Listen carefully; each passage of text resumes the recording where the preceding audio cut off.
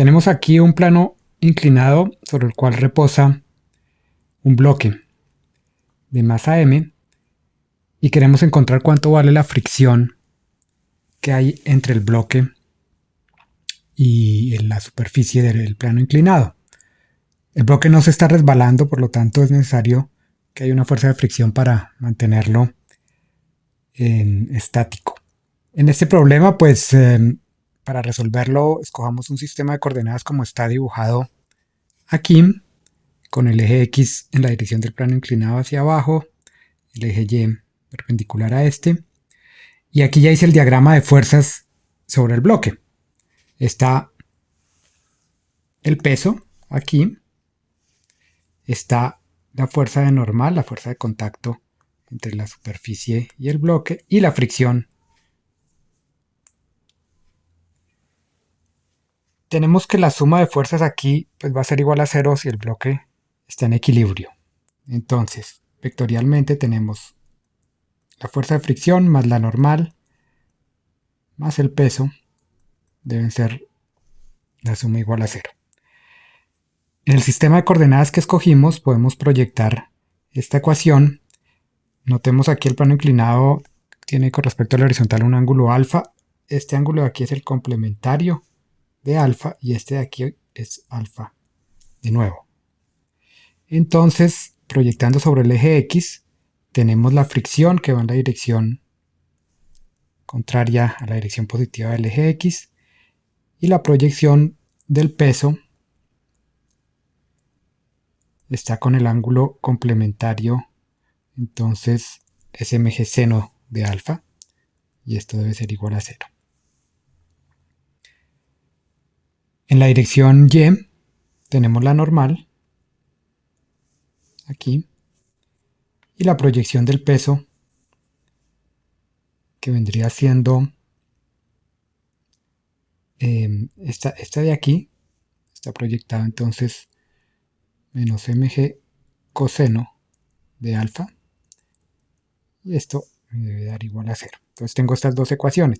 En este sistema pues tenemos dos ecuaciones y hay dos incógnitas que no conocemos cuánto valen, que son la fricción y la normal. Entonces es un sistema que está completo y podemos resolverlo y en realidad se ve ahí trivialmente, la solución sale casi que salta a los ojos. La ecuación 1, deducimos que la fricción vale mg seno de alfa y la normal vale mg por coseno de alfa. Entonces con esto está literalmente resuelto el problema que inicialmente nos planteaban. Bueno, supongamos ahora que el bloque tiene dos lados, digamos un lado de goma y otro lado de madera, y quisiéramos saber según qué lado esté apoyado sobre el plano inclinado si el bloque se va a resbalar o no. Entonces digamos que por ejemplo el lado de madera del bloque con la superficie tiene un coeficiente de fricción igual por ejemplo a 0,2, que está por ejemplo puesto aquí. Y el lado de goma podría tener un coeficiente de fricción de 0,6. Y entonces, según esos valores del coeficiente de fricción, yo quisiera saber si el bloque se va a resbalar o no. Entonces, para proceder, hagamos la suposición que no se resbala. Y entonces tenemos el resultado anterior, me dice cuánto vale la fricción y la normal. Entonces, yo puedo numéricamente mirar esos valores cuántos son. Entonces, en este ejemplo, nos proponen que la masa vale 1,5 kilogramos y el ángulo de inclinación 30 grados. Entonces, por ejemplo, la fricción vendría siendo numéricamente 1,5 kilogramos por seno por g, 9,8 metros por segundo cuadrado, y por seno de 30 grados, que es un medio, y eso numéricamente da 7,3 newton. La normal sería mg por el coseno de 30 grados. Y numéricamente esto da 13 newtons. Aquí con las dos cifras significativas que estamos trabajando.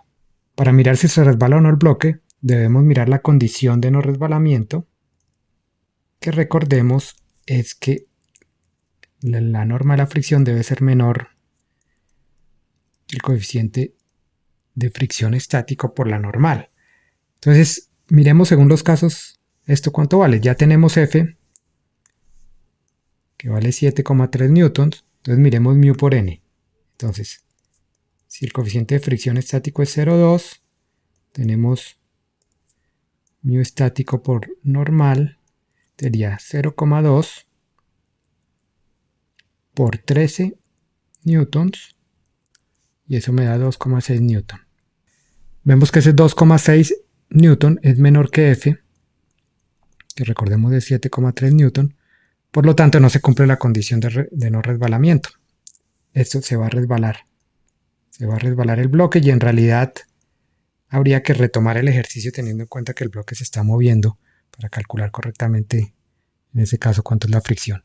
En la otra situación, por ejemplo, en el lado que dijimos que era de goma, mu estático por n, entonces en este caso esto es 0,6 por 13 newtons, y eso es igual a 7,8 newton. En este caso vemos que este mu s por n, pues sí resulta ser superior a F, que era 7,3. Entonces aquí sí se está cumpliendo la condición de no resbalamiento y entonces podemos concluir que el bloque no se resbala en este caso, en que la fricción es mayor.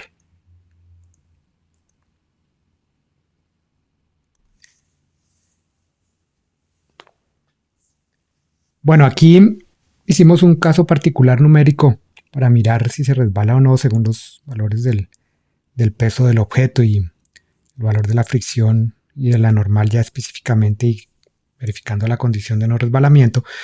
Podríamos mirar un caso más general. ¿Qué pasa si yo, por ejemplo, tengo el bloque y tengo ya el valor de fricción dado y empiezo a cambiar el ángulo de inclinación? Quisiera saber a partir de qué momento el bloque se resbala o no. Entonces, volvamos al resultado general que está aquí arriba y planteemos ahí la condición de no resbalamiento para ver qué nos dice eso sobre el ángulo de inclinación. Entonces, en general, el bloque no se resbalará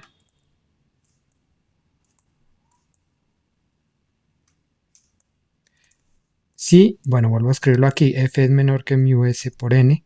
F habíamos visto que era mg por seno de alfa, y n habíamos visto que habíamos encontrado que era mg por coseno de alfa. Entonces esta desigualdad, si dividimos por m y por g, se van a cancelar y podríamos dividir por coseno toda esta ecuación, que nos queda de esta forma. Esto es tangente de alfa, entonces tenemos que tangente de alfa es menor o igual que mu estático. El bloque no se va a resbalar si el ángulo de inclinación es tal que su tangente sea menor que el coeficiente de fricción estático. Ese es el resultado que obtenemos de este análisis. Este resultado es interesante porque también nos da un método experimental de calcular o de determinar coeficientes de fricción estático. Yo puedo poner el bloque sobre una mesa y empezar a inclinarlo, y apenas se resbala el bloque, medir cuál es el ángulo de inclinación, y la tangente de ese ángulo me da directamente el coeficiente de fricción estático. Entonces es un método experimental muy práctico, muy sencillo de hacer sin necesidad de tener muchos aparatos de medida como para medir fuerzas o eso.